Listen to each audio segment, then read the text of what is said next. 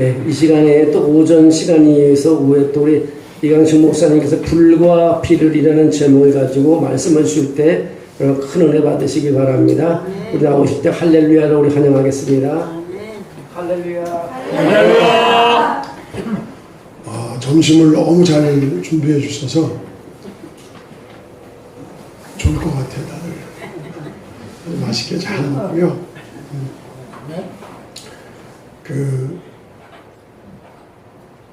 뭐 이런 얘기 아세요? 비행기를 탔는데 국내선 비행기를 탔는데 타고 보니까 아마 이제 저보다 좀 연배가 좀 더 있는 한 70 좀 넘으신 그런 분이 자기 자리에 앉아서 딱 이렇게 보니까 비즈니스 클래스가 좀 비었잖아. 그러니까 저기 에코노미 클래스는 꽉 차는데 비즈니스 클래스 비었으니까 거기 가서 이렇게 딱 앉은 거예요. 그 승무원이 아니 거기는 앉으시면 안 된다고. 그러니까 아니 이렇게 텅텅 비었는데 여기 앉아서 가면 어떠냐. 암만 얘기해도 나이 들면 고집만 있잖아요. 뭐 다른 건 다 없어지고 못 이기는 거야. 그렇다고 뭐 어떻게 할 수가 없으니까 그거를 이렇게 해서 뒤에서 보던 어떤 분이 내가 해결하겠다고 귓속말로 이렇게 얘기해 가서 귓속말로 그렇게 벌떡 일어나가지고 자기 자리로 딱 가더래요. 승무원이 뭐라고 얘기하셨습니까? 그랬더니 씩 웃으면서 뭐라 그럴게요? 그랬다 그러잖아요. 거기 앉아 계시면 광주 간다고. 원래 자리에 가셔야 제주도 간다고.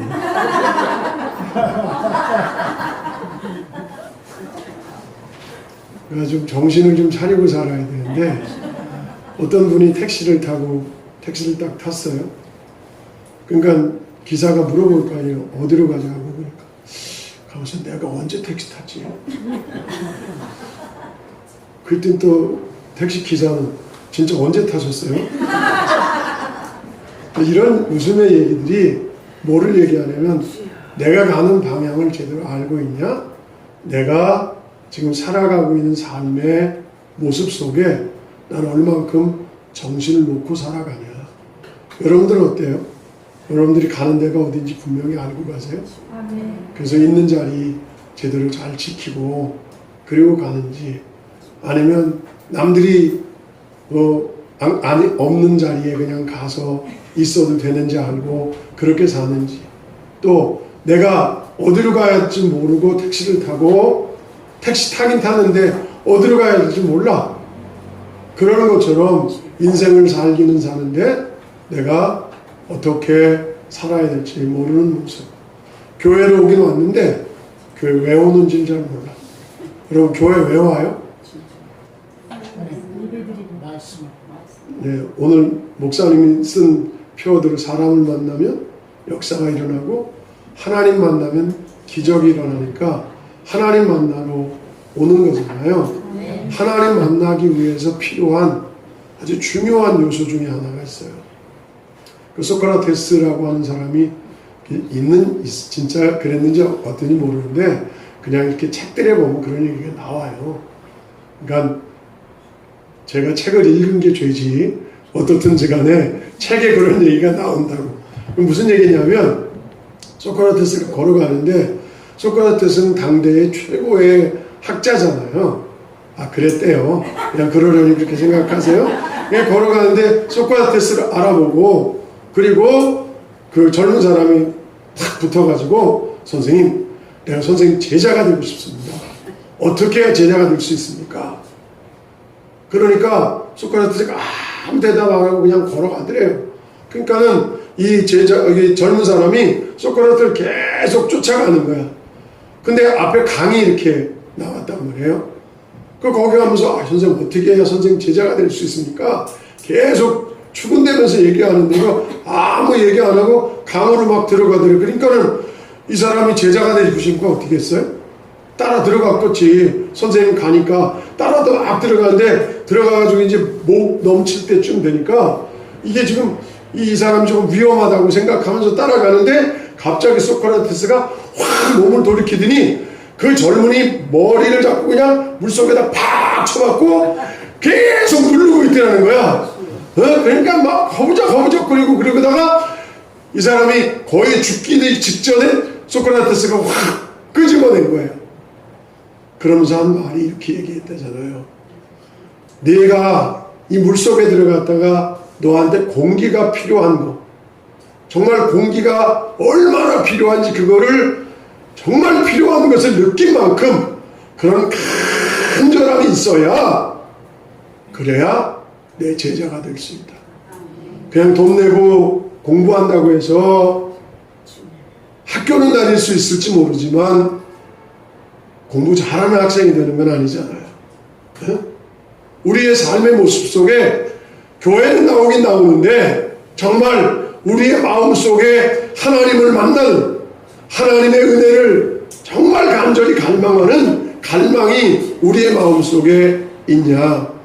시편 42편 기자가 그렇게 얘기하잖아요. 사슴이 시냇물을 찾기에 갈급한 같이 내 영혼이 주를 찾기에 갈급합니다. 우리에게 그런 마음이 있냐는 거예요.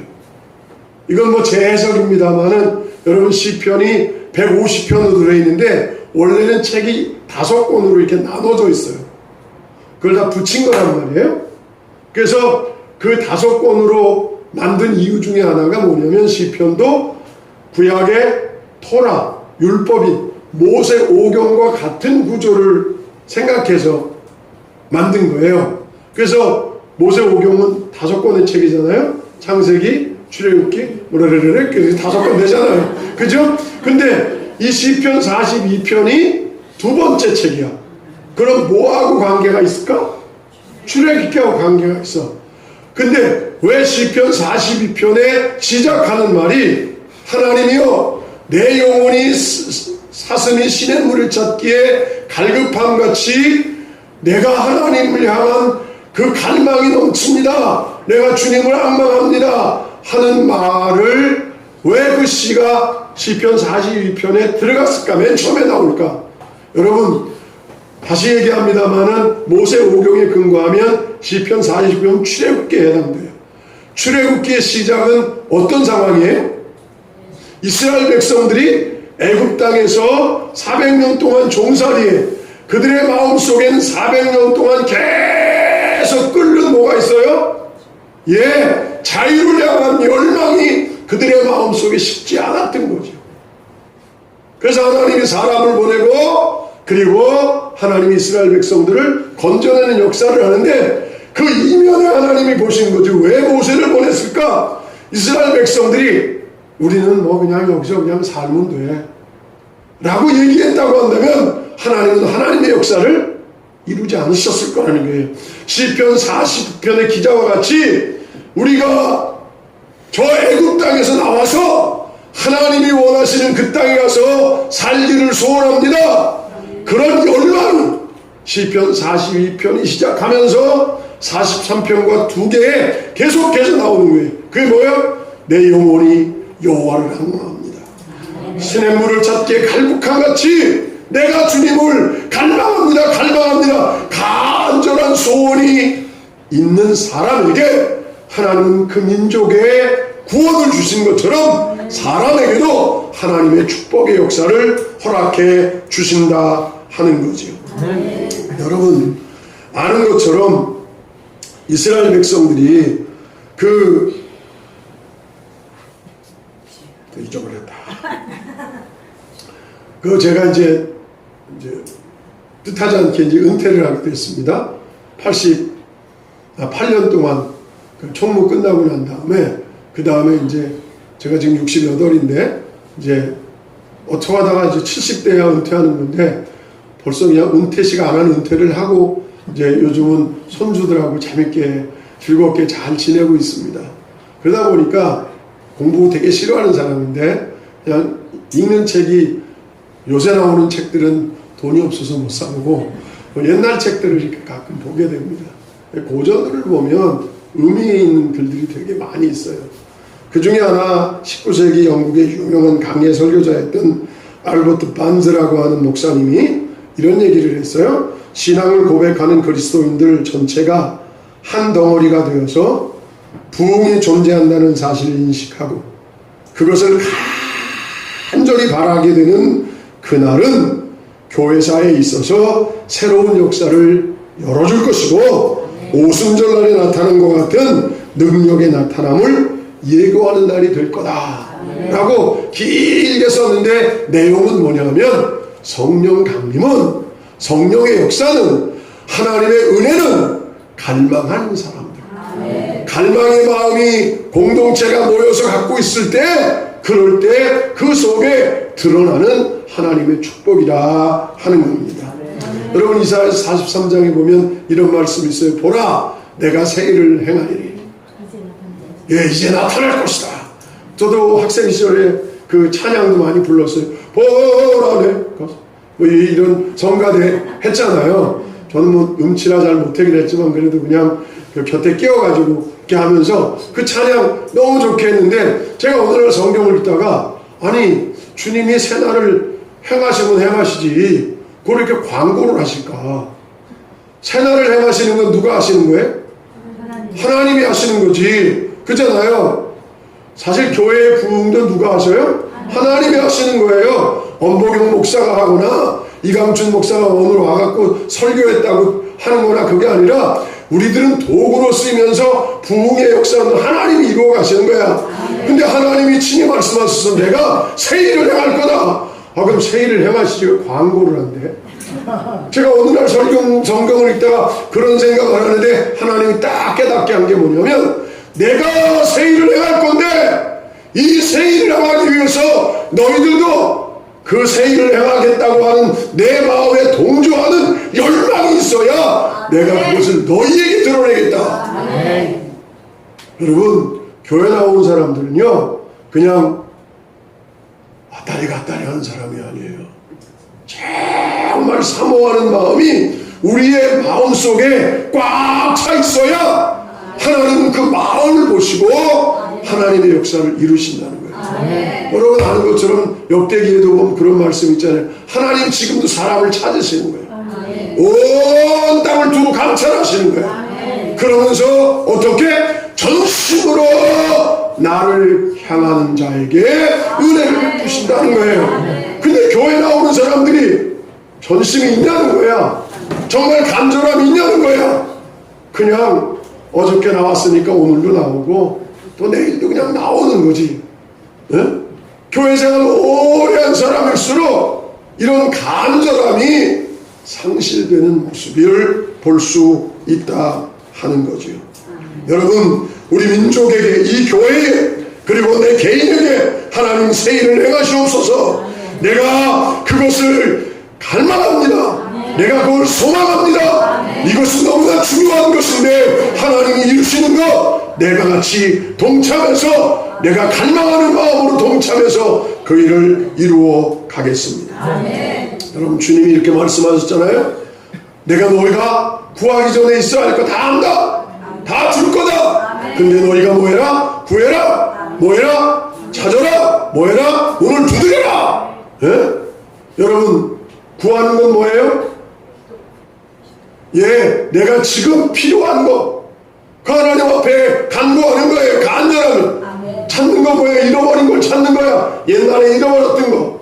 그 다음에 문을 두드리는 거 뭐야? 앞으로 내게 필요한 거 문이 활짝 열려야 되니까 하나님 우리의 과거와 현재와 미래의 모든 필요한 것들을 어떻게 다 주기를 원하시는 분이야. 그거 있어야 할 거 다 알으셔.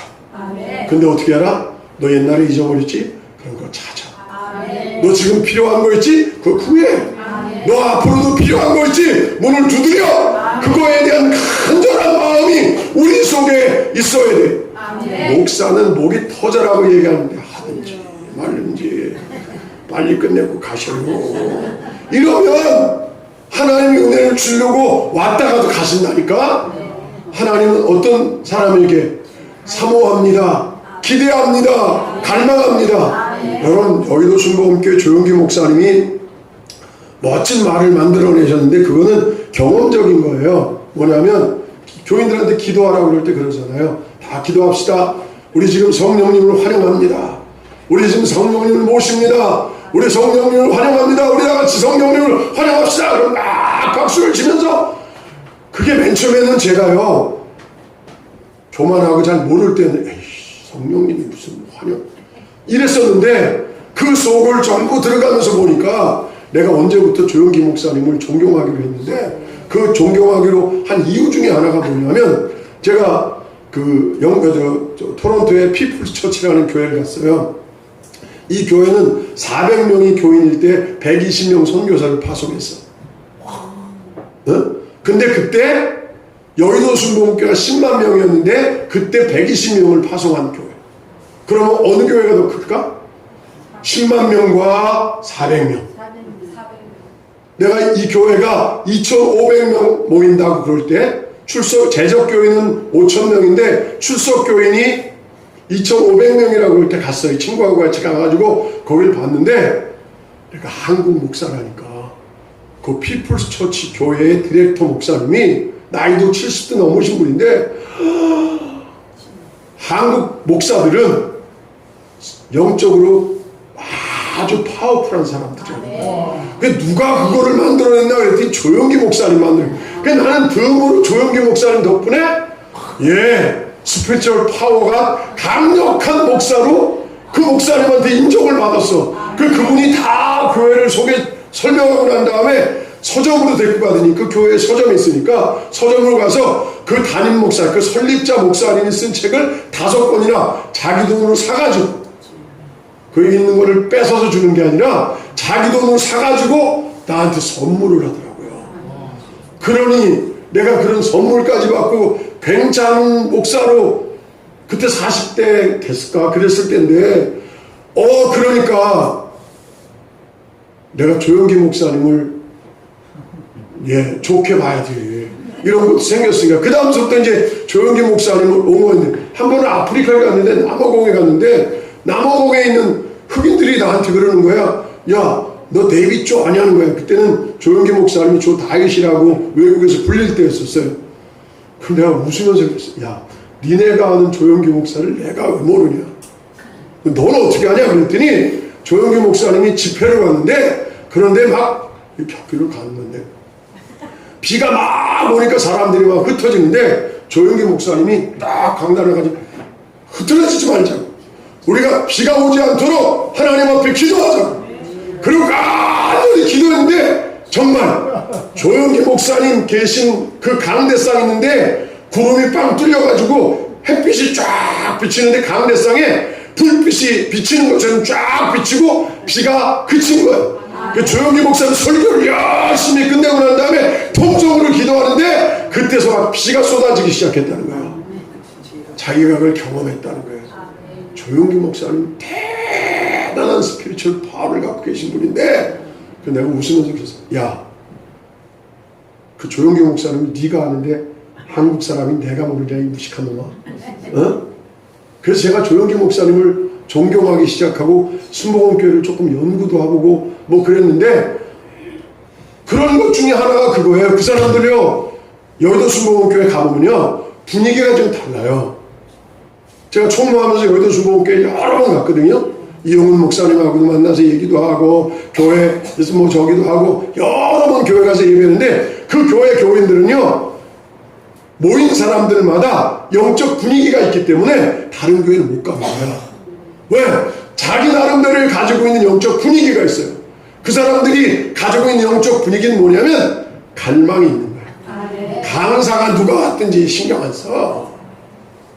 강사가 설교를 잘해야 은혜 받고 뭐 그런 거 아니야. 거기는 그냥 성령이 우리가 오늘 이 자리에 왔으니까 우리에게 은혜 주실 거다 그런 기대를 가지고 열망을 가지고 갈망을 가지고 모여서 예배하니까 내가 봐도 시원찮게 설교하는데 은혜 받더라고. 내가 목사잖아요. 조그만 얘기를 했는데 내가 그래도 설교하는 만큼 하는 목사거든. 근데요 내가 들어보는데 정말 저건 어떻게 근데 은혜 받는 건 뭐야? 목사에 의해서보다 더 중요한 게 하나님이 부어주시는 거고 근데 어떤 사람에게? 내가 갈망하는 사람, 열망하는 사람. 이 교회 모일 때마다 하나님은 모인 곳에 하나님의 역사가 이루어진다 라고 약속했으니 내가 그걸 믿는다, 나도 그거에 대한 사모하는 마음이 있다 라고 하는 모습이 있어야 한다 하는 거죠. 여러분, 기독교는 불과 비의 종교입니다. 자연계의 만물들이 다 불과 비가 있어야만 존재하고 아름다운 것들을 만들어 가는 것처럼 우리의 신앙 세계에도 불이 있어야 되고 비가 있어야 한다는 거예요. 이사야서 43장 2절에 보면 성도들을 신앙을 연단하는데 어떤 연단을 하냐? 물로도 연단하고 불로도 연단하고. 불연단도 있고 물연단도 있다고 얘기해요. 베드로후서 3장 6절로 7절에 보면 인류의 심판에도 물심판이 있고 불심판이 있다. 역사 속에 이 두 가지가 같이 존재하는 거죠. 마태복음 3장 11절에 보면 인간의 구원에도 물세례가 필요하고 불세례가 필요하다라고 기록하고 있습니다. 오늘 우리가 엘리야가 바알 선지자와 850대 1로 싸울 때 어떻게 이겼냐? 하늘에서 뭐가 내리니까? 불이 내리니까. 그리고 비가 오니까 하나님의 역사가 아름다워졌다라고 하는 내용을 이야기하고 있는 거라는 거예요. 여러분, 당시 아왕이라고 하는 왕은 여자를 하나 잘못 만났어요. 물론 본인이 잘못됐으니까 그런 거 만난겨. 그러니까 잘 생각해야 돼. 그러니까 아합이 이사벨이라고 하는 여인을 왕비로 맞는데 이사벨이 뭘 갖고 왔어요? 오만 우상단지들을 가지고 와갖고 제단을 만들고 거기에 우상을 섬기는 일들을 진행해가면서 점점 확장해가지고 전 나라들에게 우상을 섬기게 하는 그런 나라로 전락돼서 하나님을 믿는 엘리야 한 명, 그리고 바알을 섬기고 우상을 섬기는 선지자는 850명, 상대가 안 되는 거잖아요. 얼만큼 그 당시에 종교적으로 영적으로 타락했는지를 보여주고 있는 상황인 거잖아요. 숫자가 그렇게 얘기를 하는 거지.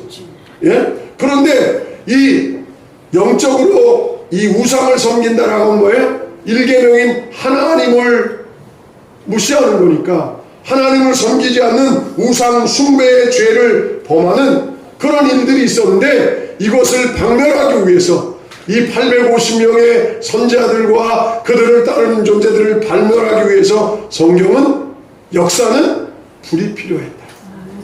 그것을 오늘 본문이 얘기하고 있는 것이고, 백성들이 가운데서 머뭇거리잖아요. 성경은 그렇게 얘기하잖아요. 여호와가 하나님이시면 오른편에, 바알이 아니면 하나님이면 왼편에. 백성들은 어떻게 했다고? 머뭇거렸어. 그래도 이 역사와 전통을 자랑하는 하나님을 따를 건가? 지금 신흥으로 멋지게 되어지는 이사벨이 가져온 이걸 사람들이 이게 우유부단하고 이런 삶의 모습 속에, 그러니까 삶이 피폐해졌을 때 그럴 때 필요한 게 비였다는 거예요. 영적인 문제를 해결하기 위해서 뭐가?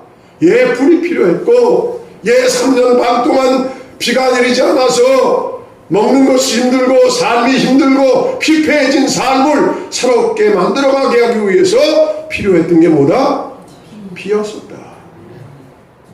엘리야가 이 두 가지를 다 행하면서 하나님의 하나님 되심을 드러내고 이스라엘 백성에게 걸어가야 할 바른 걸음을 걸어가게 했다 하는 거죠. 여러분에게도 해당되고 있는 해결되지 못한 영적인 문제에 하나님이 오늘 여러분의 심령 속에 불을 내려서 해결할 수 있기를 주의 이름으로 축원합니다. 육신적인 문제, 그것이 뭔지 잘 모르지만 그것을 풍요롭게 할 수 있도록 하나님이 오늘 이 시간에 여러분이 이 교회 나올 때마다 비를 쏟아부어 주셔서 그것을 해결하는 축복이 있기를 주의 이름으로 간절히 축원합니다. 여러분, 불과 비가 우리의 심령 속에, 우리의 가정에, 우리의 교회에, 우리의 민족 속에 이루어지려면 세 가지 요소가 필요하다고 본문은 얘기합니다. 여러 가지 얘기할 거 있지만 그냥 빨리 하고 가야 되니까 나도, 그죠? 그러니까 세 가지만 딱 얘기하는데, 첫 번째는 30절 말씀에 보니까 무너진 제단을 수축했다는 거예요. 엘리야가 모든 백성을 향하여 이르되 내게로 가까이 오라. 백성이 다 가까이 가매 그가 무너진 여호와의 제단을 수축했다 하는 거죠. 여러분, 이 땅의 가장 큰 문제, 당시의 가장 큰 문제, 이사야가 친히 얘기하지 않습니까? 내 백성이 주둥이로는 나와 가깝지만 뭐다? 마음은 내게서 멀다. 제단에 예물을 드리긴 하지만 그러나 마당만 밟을 뿐이지 제사를 드리긴 드리지만 내가 받지 않는 제사를 드리는 모습 속에 있다 하는 거지요. 하나님과의 관계가 정상적이지 않은 모습이 다시 정상적으로 수축돼야 그래야 불도 내리고 비도 오는 하나님의 축복이 있다. 언제나 하나님을 아버지라고 부르면 아버지신 하나님께서 하고 대답하는 그 거룩한 제단이 이스라엘 속에 무너졌기 때문에 고통이 있는 거예요. 우리의 가정도 내 개인도 마찬가지다 하는 거죠. 난 여러분에게 묻고 싶습니다. 만일 여러분들의 마음에 예배가 싫어지고 귀찮아지고 아우 예배 좀 없었으면 좋겠다 하는 마음이 있다면 그것이 바로 회복해야 할 제단이라 하는 거예요. 저는 예배를 많이 만들고 싶지는 않아요. 저한테 목회의 기회가 또 온다고 하면 주일날 한번 그리고 기도회로 철회 하나 한번 이런 정도면 어떨까 하는 생각이 저한테는 있어요.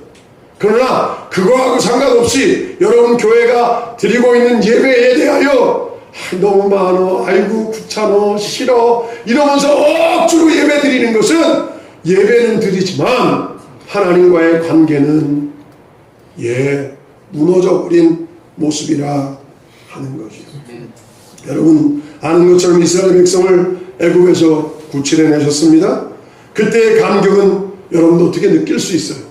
출애굽기 15장에 보면 이스라엘 백성들이 애굽에서 구원받고 마침내 바로의 손에서 완전히 해방된 홍해를 건너고 난 다음에 있었던 일의 찬양이 출애굽기 15장에 나와요.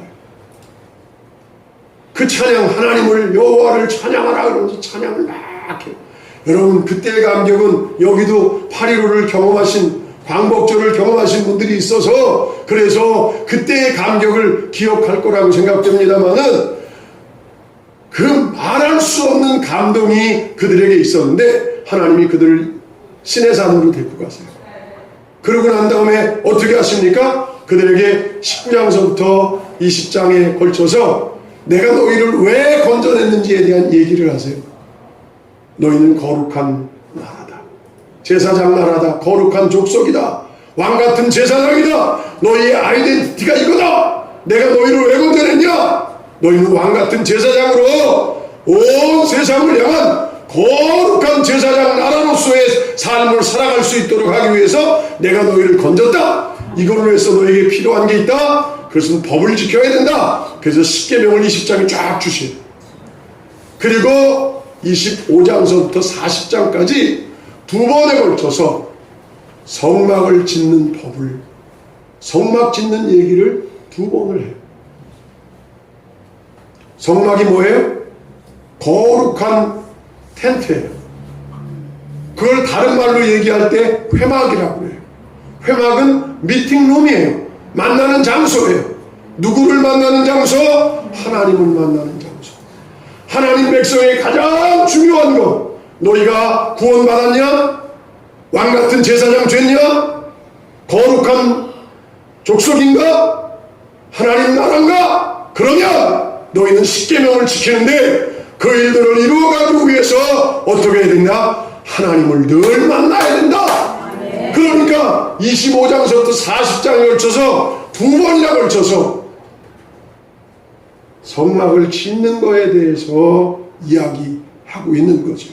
그 말은 뭐예요? 우리가 하나님을 만나는 만남, 하나님과의 관계, 제단, 이것이 제대로 수축되어야 된다 하는 것이죠. 그게 수축되지 않았던 이스라엘 백성들이 어떻게 됐어요? 다 광야에서 죽었잖아요. 금송아지가 자기들을 섬기 끄집어냈다고, 이끌어냈다고, 구원했다고 그렇게 믿어서 금송아지 만들어 섬겼던 구원받았던 그 백성들이 제대로 하나님과의 재단이 추측되지 않으니까 눈에 보이는 거, 좋은 거 따르는 모습들 때문에 완전히 애굽에서 나온 1세대는 다 죽고 마는 비극이 벌어졌다 하는 거예요. 왜요? 하나님과의 관계, 하나님의 재단이 제대로 수축되지 않아서 그렇다 하는 거지요. 도로 주행 시에 조명이 가장 절실한 곳은 어디냐? 그것은 분기점이에요. 둘로 길이 쫙 나눠졌을 때 어느 길로 가야 될 거냐? 그것을 밝히기 위해서 헤드라이트가 필요한 것처럼, 여러분, 우리의 갈림길을 밝게 비춰주고 가야 할 길을 제대로 가도록 하는 것은 하나님과의 관계가 정상적으로 회복돼야만 가능하다 하는 거죠. 여러분의 재단이 하나님과의 관계가 잘 수축되고 만들어질 수 있기를 주의 이름으로 축원합니다. 각자의 대단에 무너진 부분이 무엇인가 생각해보고 이 교회에 무너진 재단이 있는지 한번 살펴보고 그것을 다시 쌓는 엘리야와 같은 저와 여러분이 될 수 있기를 주의 이름으로 축원합니다. 두 번째는 그 재단 위에 제물이 되어졌습니다. 영적으로 이 제물은 예수 그리스도예요. 그렇지만 여기 오늘 성경이 우리에게 얘기하는 건 예수님이 우리를 위해 물 한 방울 피 한 방울 나누면서 다 쏟아부어서 이루어놓은 것처럼 우리도 주님 앞에 드려야 할 거룩한 제물이 있어야 한다는 거예요. 아멘. 여러분, 구원받은 사람이 해야 할 일들에 대해서 로마서는 뭐라고 얘기해요? 1장서부터 11장까지는 구원에 대한 얘기를 하고 있어요. 그리고 12장에 구원받았으므로, 조금 다시 얘기하겠습니다. 1장서부터 8장까지는 우리 모든 사람들의 구원에 대한 얘기를 하고 있다면 9장서부터 11장까지는 유대인들의 구원에 대한 얘기를 해요. 그러니까 이 1장서부터 11장까지는 구원받은 백성, 구원받을 수 있는 구원에 대한 이야기를 하고 있다고 한다면 12장서부터는 구원받은 사람들은 어떻게 살 건가 하는 얘기를 쓰고 있는 거예요. 근데 12장이 시작하는 1절의 첫 마디가 뭐예요? 그러므로 너희가 구원받았으므로, 이 말이에요. 어떻게 해야 되냐? 너희 몸을 거룩한 산 제물로 드려라. 네. 성경은 우리에게 우리의 몸을 뭐로 해라? 제물로 드리라는 거예요. 여러분, 몸이 뭐예요? 몸이 뭐예요? 내 몸이. 사실은 성전이 중요한 게, 내게 가장 중요한 게 내 몸이야. 음식점 가면 써 있잖아요. 뭐를 잃으면 얼마를 잃고 뭐를 잃으면 얼마를 잃는데 건강을 잃으면 다 잃는다. 여러분, 그 말은 우리의 몸이라고 하는 거, 하나님이 몸을 드리라고 하는 거, 그거는 너희 전부를 드리라는 거예요. 가장 소중한 것을 드리라는 거예요. 여러분, 우리가 저도 교회 그렇게 가르쳤고 그래서 복받은 사람들을 보고 저희도 그렇게 살았어요. 첫 월급은, 첫 열매는 하나님 앞에 드리라. 왜? 가장 소중한 것이니까. 첫 소출이 가장 소중한 거니까 가장 소중한 것은 하나님의 제단 앞에 들어와야 하나님이 역사하시고 복을 내리는 거예요. 제가 부천에서 목회할 때 중학생 때서부터 저희 교회에서 쭉 자랐던 그 자매가 있는데, 얘가 참 생긴 것도 이상하게 생겼는데 공부는 잘해요. 근데 시집을 가긴 가겠는데 지가 얘기하는 내용이 뭐냐면, 자기는 이 교회가 지어지고 제일 먼저 결혼할 거라는 게, 첫 번째로 결혼한다고. 그래서 외대를 졸업하고 첫 월급 받은 거를 다 드렸어요. 거기에다가 하나님, 내가 이 교회가 해서 처음으로 예배드리는, 새성전에서 처음으로 예배드리는, 결혼하는 사람이 되게 해주시고 11조를 가장 많이 하는 사람이 되게 해주세요. 그대로 됐어. 아멘. 여러분, 하나님은 우리에게 얘기하는 걸 가장 소중한 걸 얘기해요. 가장 소중한 것을 제단에 여러분, 하나님이 우리를 위해서 뭐를 주셨어요? 하나님 당신을 주신 거잖아요. 하나님 자신을 줬잖아요. 그러니까 우리에게도 요구하는 게 뭐예요? 예, 가장 소중한 내 자신을 하나님 앞에 드리라는 거예요. 아멘. 내가 성경을 제일 싫어하는 것 중에 하나가 창세기 22장이거든요. 창세기 22장은 뭐예요? 아브라함에게 독자 이삭을 드리는 거예요. 여러분 그거 드릴 수 있어요?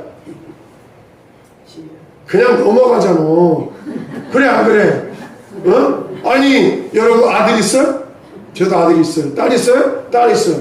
어? 제가 딸 있고 아들이 있는데 이거 잘 모를 때 내가 교회를 가는 데마다 이런 얘기를 해. 이 모를 때는요. 아 그래 믿음은 이런 거지. 독자의 생각에도 아낌없이 하나님 앞에 드려야지 막 그러는데 오늘 내가 딸도 낳고 아들을 낳았는데 이 성경을 읽다가 이 성경이라는 게 4,000년 전에 이 사건을 하나님이 기록하고 뭐 말씀하시는 건 지금도 내게 말씀하신 하나님의 소리인 거잖아요. 메시지인 거잖아. 그러니까 이게 나한테 들리면 나도 어떻게 해야 돼? 배를 쫙 가르고 창자 끄집어내고 꼬매가지고 나무에다 놓고 불 살려야 되잖아.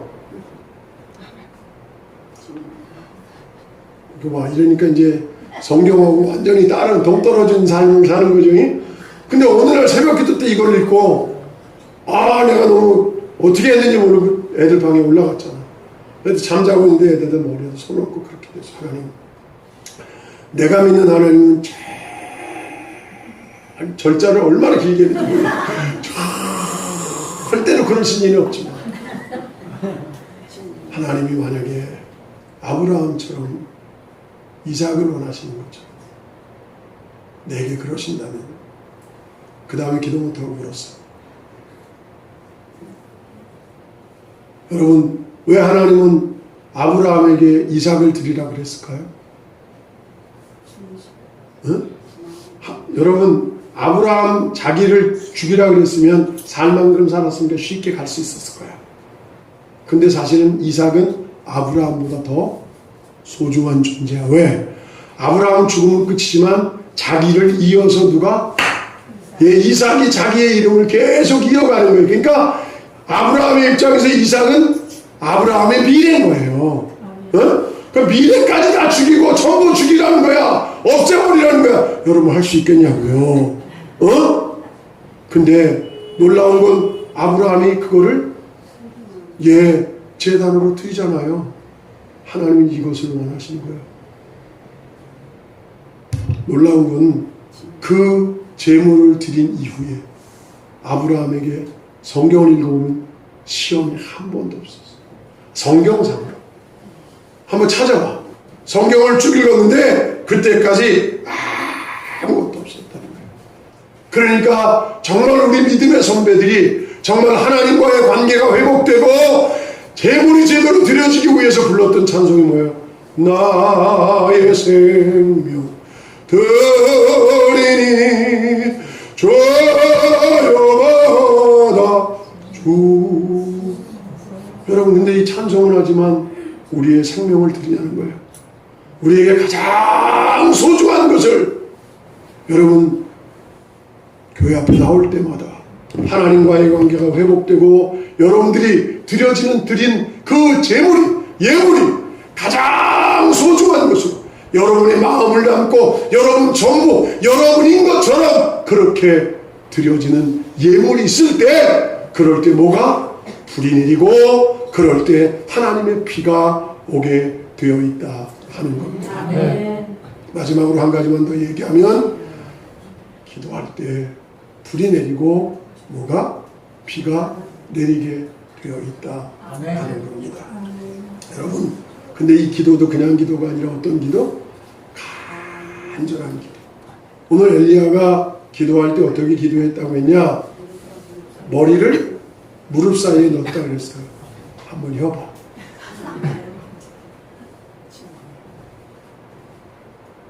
요가 한 사람 외에는 안 될걸. 내가요 이 성경을 읽고 이런 기도를 뭐 어느 책에 보니까 마인 기도다 그렇게 해서 그러니까 몸으로 드리는 기도라는 의미인 것 같았어요. 그래서 내가 해봤어.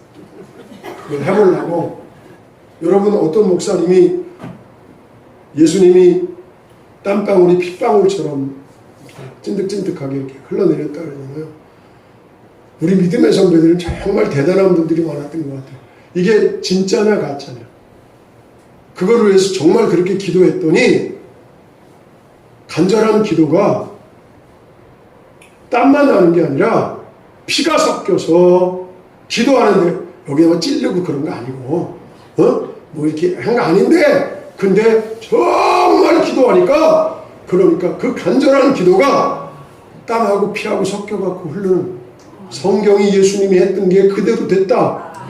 얼마나 간절한 기도였는가. 이 신약의 예수님의 기도는 뭐 물이 땀이 피처럼 핏방울이 땀방울이 되고 땀방울이 핏방울 돼가서 흐르는 것처럼 했는데 엘리야의 기도는 머리를 물 속에 집어넣겼어요. 나는 안 들어가더라고. 정말 교회 속에 하나님의 은혜를 향한 간절한 기도. 우리가 있잖아요. 기도가 하면서 에이 들어주면 들고 말면 말고 이런 식으로 하는 거예요. 여러분 이런 얘기 옛날 얘기 있잖아요. 겨자씨 안 할 만한 믿음 무슨 산을 바다에 빠친다. 그 산을 가게 한다. 뭐 뽕나무를 바다에 심긴다. 어떤 권사님이 죄송해요 권사님들 대표로 한 사람 그 권사님이 그랬다니까. 권사님이 부흥에 참석해서 은혜를 많이 받은 거야. 근데 예배 끝나고 저녁 때 가려고 그러니까 부흥회 끝나고 가려고 그러니까 산을 넘어가야 돼. 그게 힘들어 안 힘들어? 근데 갑자기 머리 나빴더니 권사님도 생각이 딱 난 거야. 아니 내가 오늘 은혜 받았지. 겨자씨 하나 만한 믿음이 있으면 이 산이 없어지면 내가 평지를 갈 건데 그걸 무릎 꿇고 기도했다는 거 아니야. 하나님 내가 그래도 명색이 권사인데 오늘 겨자씨 하나 그래서 내가 겨자씨 하나만한 믿음이 없겠사옵니까? 그러면서 막 열심히 기도하고 그리고 눈을 딱 뜨니까 산이 없어졌을까 있을까? 네? 똑같은 사람들이네. 그 권사님은 그랬잖아요. 딱 보니까 산이 있으니까 에이 그럴 줄 알았어. 그러니까 이 권사는 뭐인 거야?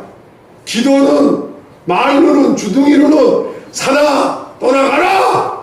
하나님 겨자씨 하나만한 믿음이 있으면 이 산이 없어질 줄 믿습니다. 뭐 여기도 20개 다 동원해갖고 믿습니다 막 수없이 했는데 마음속은 어떻게? 그래도 안 될겨. 그래도 안 될겨. 왜? 눈 뜨고 딱 보니까 안 됐으니까 에이 그럴 줄 알았지. 지금 우리의 모습이 그런 거야. 예? 하나님 앞에 우리가 기도한다고 하면서 그러면서 하나님의 때가 이루어질 때까지 기도하는 간절함이 있어야 되는데 그 열심이 있어야 되는데 그런 기도가 없이 오늘 그냥 왔다 가는 기도하고 대강하는 기도하고 설렁설렁 기도하니까 그러니까 하나님의 비가 오지 않는 하나님의 축복의 역사가 이루어지지 않는 모습이 있다는 거예요. 여러분 사도행전 2장 1절에 보면 이렇게 말하고 있어요.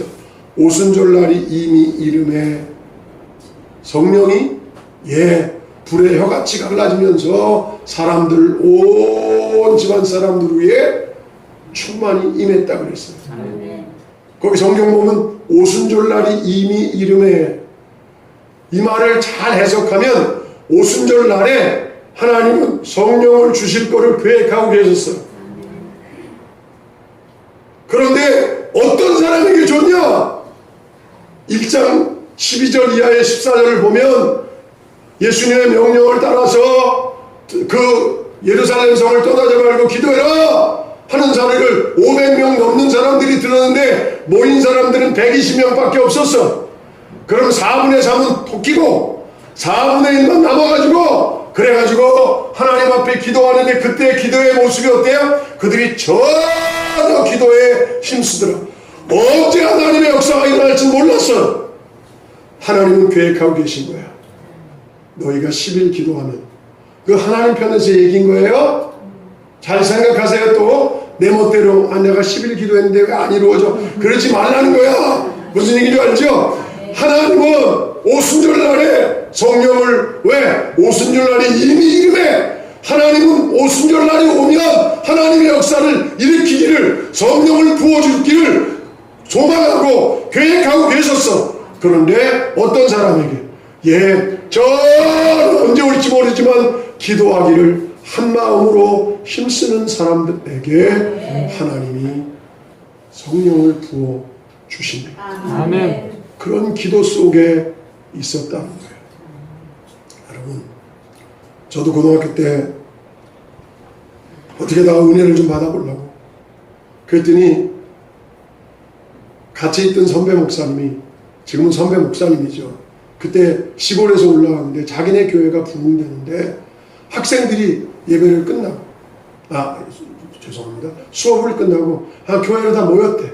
모여서 기도하기 시작했대요. 그냥 몇 명이서 기도하기 시작했는데 그 시골 촌동네에서 80명이 넘는 학생들이 모이기 시작했다는 거죠.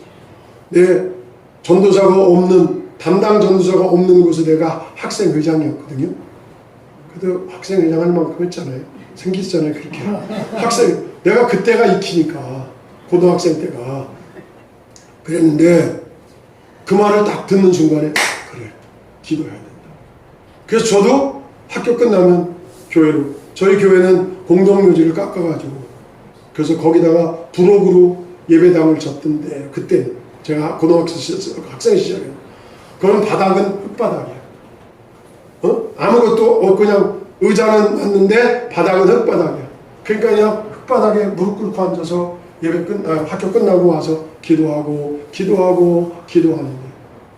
어느 날 하나님의 성령이 제게 임하신 거예요. 저는 우리 어머니 아버지가 다 저한테 세례받았어요. 난 그렇지 않은 가정에서 자랐어요. 난 그래서 목사님 아들, 장로님 아들이 너무너무 부러운 거야.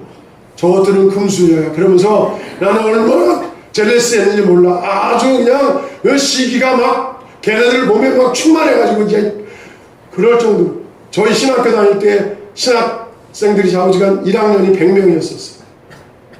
다 학과 다 합해서. 그 중에서 부모님이 교회 안 나가는 사람은 딱 유일하게 나 하나야. 근데 그런 나를 하나님이 사랑하셔서 내가 그때 간절하게 기도할 때, 그럴 때 어느 날인지 모르는데 밤에 기도하는데 하나님이 하늘문을 여시고 내 죄된 모습도 보이시고 내게 성령의 은혜를 부어주셔서, 여러분 내가 말 잘하잖아요. 그죠? 말 좀 하는 편이잖아요. 전에는요 말 못해갖고요. 그 다음에 이 심장이 아주 쪼그러 들어가지고 여학생들이 오면 이렇게, 여학생들은 이렇게 도망갔어요. 근데 그때 성령 딱 받으니까 모든 게 다 해결된 거야. 말도 얼마나 잘하는지 몰라. 그러니까 내가 기도하면 애들이 나가. 왜? 그때 성령 받으니까 기도가 끊어지지 않아. 대표 기도를 하는데 막 10분씩 기도 얼마나 무식했는지. 근데 그게 내 힘으로 되는 게 아니었어서, 그때는 좀 누가 가르쳐줬어야 했는데 학생회 담당 전도사님이 없으니까 그런 교육을 못 받아서 그냥 기도하라니까 막 기도가 나오니까 기도하는 거야. 그리고 대표 기도할 놈이 빠지면 무조건 나를 시켜. 내가 하면 길어져. 다 지금은 추억인데, 그런데 그런 하나님의 축복도 어때요? 하나님의 때까지 뭐 했어요? 기도하니까. 엘리야가 몇 번을 기도해요? 7번을 기도하잖아요. 한 번 기도하고 안 되니까 에이 끝났다. 2번 기도하니까 안 됐다. 에이 끝났다가 아니라 계속 하나님 앞에 그가 기도하니 하나님께서 하나님의 때가 됩니다. 그게 7번째인지 10번째인지 그건 모르지만 하나님의 때가 되면 하나님의 놀라운 역사를 일으켜 내시는 거라는 거예요. 여러분 여기 지금 연세 많은 분들이 있어요. 제가 신림제일교회 설립 53주년? 4주년? 3주년 때 장로님이 저보고 마지막 설교를 많이 축복해 주라고 그래서 그 교회를 축복하면서 그 교회가 세례 요한과 같은 그 멋진 사람을 키워내는, 낳는 그런 교회가 됐으면 좋겠다. 여러분 세례 요한의 부모는 이름도 별 볼 일 없지만 또 세례 요한을 낳았을 때 나이가 많았어요. 제가 지금 여기도 나이가 많아서 그런 거예요. 그런데 그들이 하나님 앞에 은혜를 받고 누구를 낳았어요?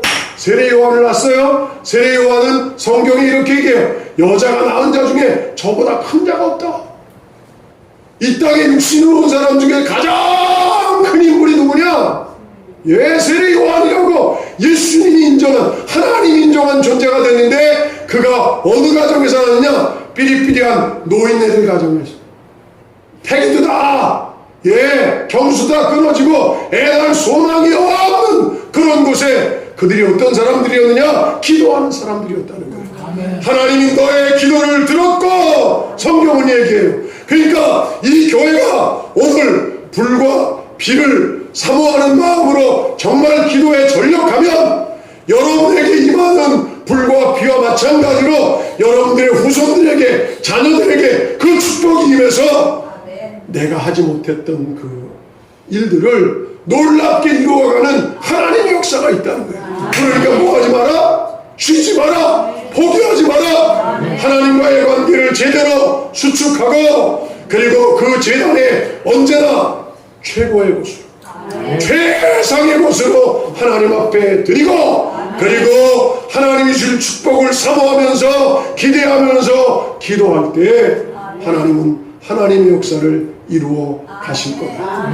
이 교회에 그런 축복이 있기를 주의 이름으로 간절히 축원합니다. 존귀하신 주님, 오늘 여기 참여한 주의 백성들 심령 속에 엘리야의 불을 허락하여 주시옵시고, 이스라엘 백성들의 잃어버렸던, 회파되었던 제단이 수축되어 하나님의 역사를 이루어갔던 것처럼 아버지 가장 고귀한 제물을 올려놓고 하나님 앞에 구함으로 하나님의 거룩한 불의 역사, 비의 역사가 이루어진 것처럼 그 일들을 이루어가는 복된 교회 성도들이 되게 하여 주옵소서. 예수님의 이름으로 축복하며 기도합니다. 아멘.